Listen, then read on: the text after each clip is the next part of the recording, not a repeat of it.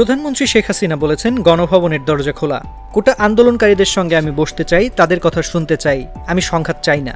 একই সাথে আটক সাধারণ ছাত্রদের মুক্ত করে দেওয়ার নির্দেশ দিয়েছেন প্রধানমন্ত্রী শেখ হাসিনা।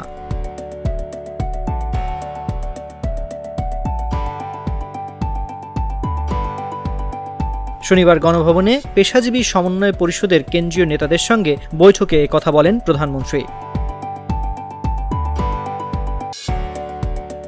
এর আগে চলমান পরিস্থিতি নিয়ে শুক্রবার রাতে গণভবনে জরুরি বৈঠকে বসে আওয়ামী লীগ। সেখানে চলমান বৈষম্য বিরোধী ছাত্র আন্দোলনের সমন্বয়কদের সঙ্গে বসে পরিস্থিতি শান্ত করার নির্দেশনা দিয়েছেন প্রধানমন্ত্রী ও আওয়ামী লীগ সভাপতি শেখ হাসিনা।